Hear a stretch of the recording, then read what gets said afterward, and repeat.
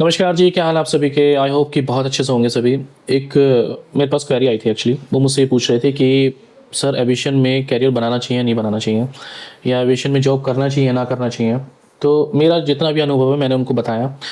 पर मैं जब ऐसी क्वेरी या ऐसा क्वेश्चन मेरे सामने आता है तो मैं बहुत सोचता हूँ इस बारे में कि मैं किसी को गाइड करूँ या ना करूँ इस बारे में। देखिए, ठीक है, अगर आप एविएशन में आना चाहते हैं तो आज की डेट में जो यंग जनरेशन आ रहे हैं, जो 20-20 21 साल के लड़के आ रहे हैं, लड़कियां आ रही हैं, वो कुछ सपने एविएशन में लेकर के आते हैं, पर जब वो यहाँ की हकीकत देखते हैं तो उनका दिल टूट जाता है और वो सोचते हैं कि सर हमने क्या सोचा था और हमें क्या देखने को मिल रहा है। लेटेस्ट बहुत सारे ऐसे नए बच्चों को मैं जानता हूँ जो कि एविएशन उन्होंने ज्वाइन किया है और जॉब कर रहे हैं वो, but they are not happy actually.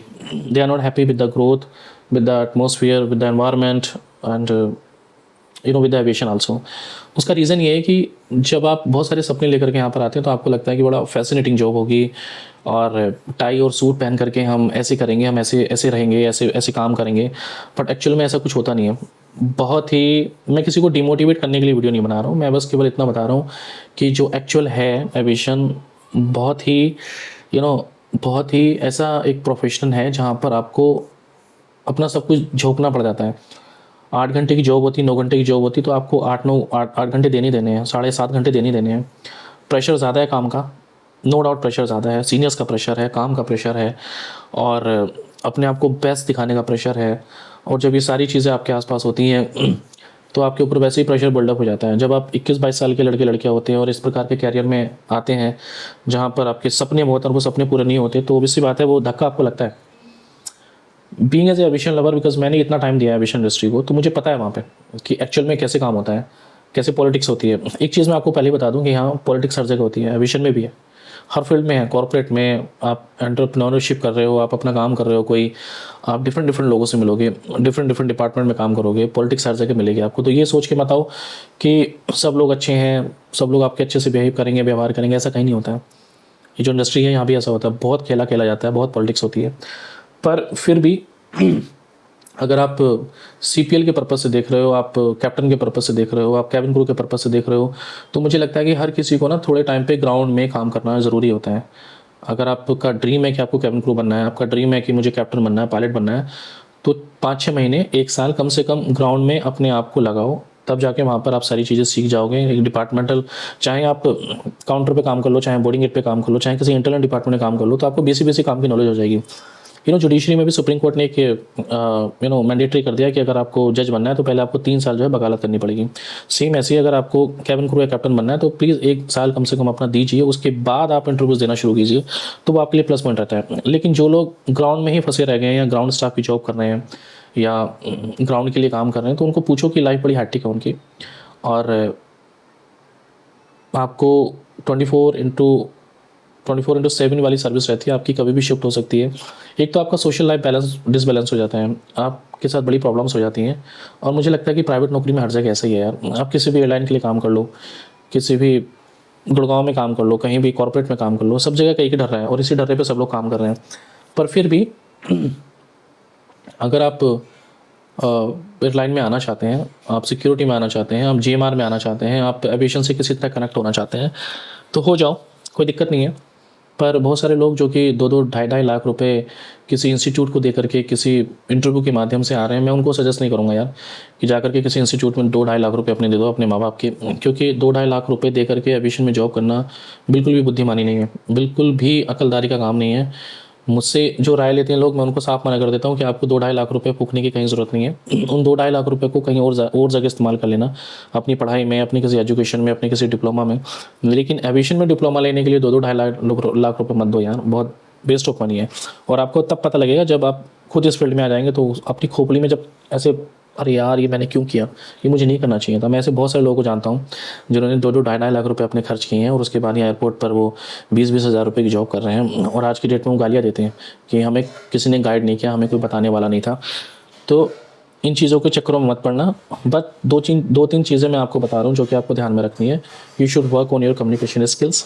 12वीं के बाद भी अपनी कम्युनिकेशन स्किल्स पे काम करना शुरू कर दो। एक एक्स्ट्रा लैंग्वेज कोई भी सीख लो आप, जो कि एविएशन में बहुत फ़ायदेमंद रह सकती है आपको बाहर जॉब करने की अपॉर्चुनिटी उसके भी पे मिल सकती है।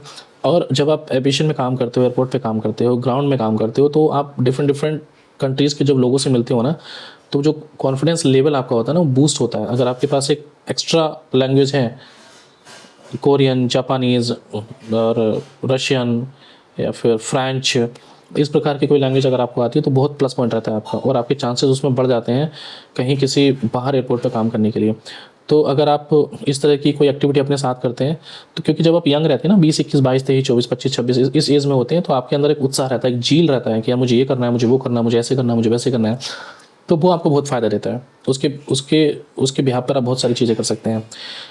एक चीज़ और जो कि मैं उन सब लोगों से कहना चाहूँगा जो लोग अभी काम कर रहे हैं या जिनको ऐसा लग रहा है कि हम कहाँ फंस गए हैं, हम कहाँ स्टक हो गए हैं या उससे बाहर नहीं निकल पा रहे हैं, क्योंकि इतने साल वहाँ पे दे दिए हैं। तो मैं उनसे इतना ही कहूँगा कि यार देखो, इतने साल देने के बाद भी अगर आप खुश नहीं हो काम में, तो मुझे लगता है खुश तो कोई भी नहीं है प्राइवेट जॉब में।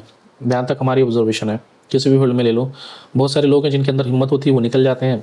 बहुत सारी हिम्मत जो जिनके अंदर वो जुनून होता है कि मुझे कुछ बाहर करना है, तो वो लोग वो डिसीज़न ले पाते हैं। जो लोग डिसीज़न नहीं ले पाते वो फंस जाते हैं, क्योंकि फैमिली रिस्पॉन्सिबिलिटी आ जाती है, बच्चों की रिस्पॉन्सिबिलिटी आ जाती है, और फिर उन्हें अपना परिवार देखना होता है। तो वो लोग सोचते हैं कि यार अभी एक ही ढर्रे पे ज़िंदगी चल रही है, चलने दो, एविएशन में आ जाओ, कोई दिक्कत नहीं है, कोई समस्या नहीं है। पर कोशिश करो कि ठहरना मत एक जगह पे। 2-3 साल जॉब करो, वहाँ से जंप मारो, 2-3 साल काम करो, जंप मारो। इस तरह आपकी कैरियर ग्रोथ भी होगी, पैसा भी बढ़ेगा और आपका एक्सपीरियंस भी बिल्डअप होगा, और आप डिफरेंट जब कंपनीज़ में काम करते हैं तो एक्सपोजर आपको मिलता है। एक जगह रह करके स्टक मत रह जाना। एक जगह स्टक रह करके ना बड़ा नुकसान उठाना पड़ता है, क्योंकि जितने भी एक्सपीरियंस बंदे हैं वो जो मेरी वीडियो देखेंगे तो उससे रिलेट कर पाएंगे कि एक जगह स्टक होकर के उन्होंने कुछ नहीं पाया। सो बहुत अच्छा फील्ड है और नहीं भी है, मैं ऐसा कह सकता हूँ।